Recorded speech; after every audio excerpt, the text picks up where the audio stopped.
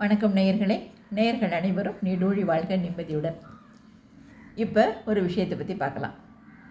பிரம்மரிஷி மலை. இது திருச்சி மாவட்டத்தில் பெரம்பலூரில் இருக்குது.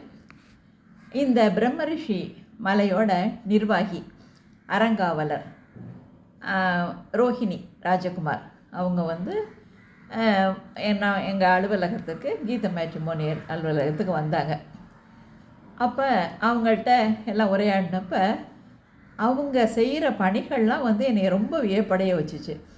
அதாவது அன்னதானம், நிறைய கோயில்களுக்கு கும்பாபிஷேகம், அப்புறம் மாணவர்களுக்கு கல்வித்தொகை, இந்த மாதிரியெல்லாம் நிறைய விஷயங்கள் அவங்க அந்த ட்ரஸ்ட்டு மூலம் செஞ்சிகிட்ருக்காங்க.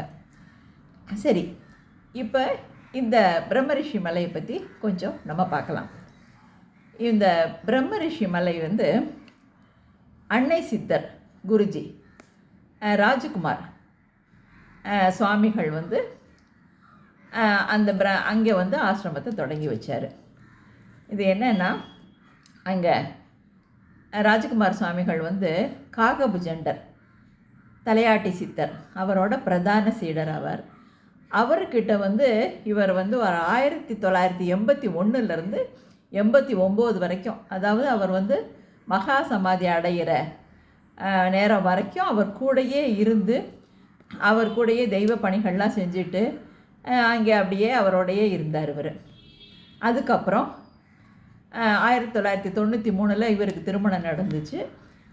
அப்புறம் அதுக்கப்புறம் இவர் 2000 மகா சித்தர்கள் ட்ரஸ்ட்டு அப்படின்னு ஒரு ட்ரஸ்ட்டு நிறுவி அதை நடத்திட்டு வந்தார். அந்த ஆரம்பத்திலருந்தே அந்த ட்ரஸ்ட்டு நிறுவனி அதில் உதவித்தொகை கொடுக்கறது, நிறைய அன்னதானங்கள் செய்கிறது, கோயில்களுக்கு கும்பாபிஷேகம் செய்கிறது, அப்புறம் இது மாதிரியெல்லாம் நிறைய விஷயங்கள் அவங்க செஞ்சுட்டு வந்திருக்காங்க. நிறைய பேர்கள் அவங்க போய் அவர்கிட்ட சில ஆலோசனைகள்லாம் கேட்குறப்ப தெய்வீக பணி சம்மந்தப்பட்டதெல்லாம் அவர் சொன்னதோட நல்ல ஆசி வழங்கி அந்த மாதிரி வந்திருக்காங்க.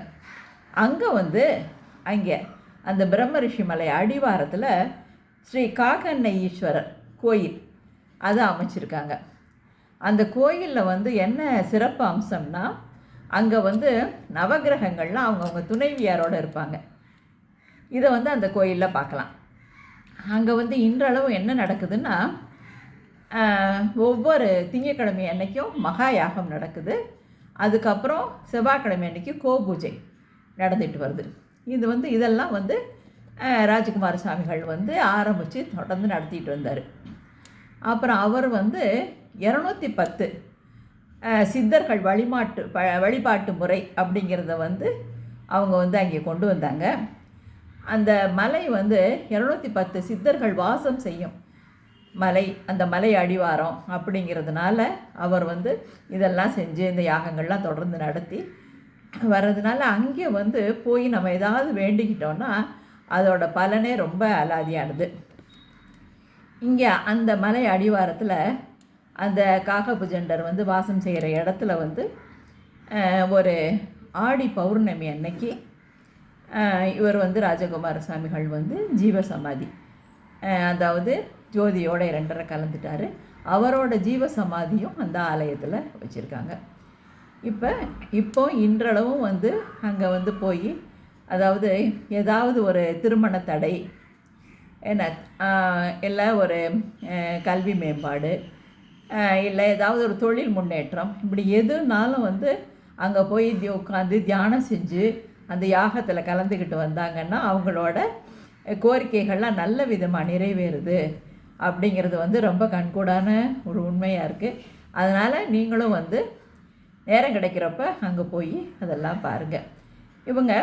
இவர் ராஜகுமார சுவாமிகள் செய்த பணிகளெல்லாம் இப்போ அவங்க துணைவியார் ரோஹிணி ராஜகுமார் அவங்க தொடர்ந்து எடுத்து செஞ்சுட்டு வராங்க. இந்த கோயில் திருப்பணிகள், கும்பாபிஷேகம் செய்கிறது என்ன, அப்புறம் இந்த தைப்பூசத்தப்போ வடலூரில் அன்னதானம், ஒரு 30,000 பேருக்கு அன்னதானம், இந்த மாதிரியெல்லாம் நிறைய விஷயங்கள் இப்போ மாசி மகத்தன்னைக்கு பண்ணாங்க. இந்த மாதிரிலாம் நிறைய விஷயங்கள் தொடர்ந்து பண்ணிட்டு வராங்க. அவங்களோட குமாரர்கள் 2 பேர், அதாவது சுந்தர மகாலிங்கம், தவசி சுவாமிகள் இவங்க 2 பேரும் அவங்க அம்மா கூட இருந்து இந்த இறைப்பணிகள்லாம் செஞ்சுக்கிட்டு தொடர்ந்து நல்லா செஞ்சுட்டு வராங்க. இதை நீங்களும் வந்து நேரம் கிடைக்கிறப்ப நீங்கள் போய் அந்த யாகத்துலேயும் கோபூஜையிலலாம் கலந்துக்கிட்டு நல்லா வேண்டிட்டு வாங்க. நல்லது நடக்கும். வாழ்த்துக்கள்.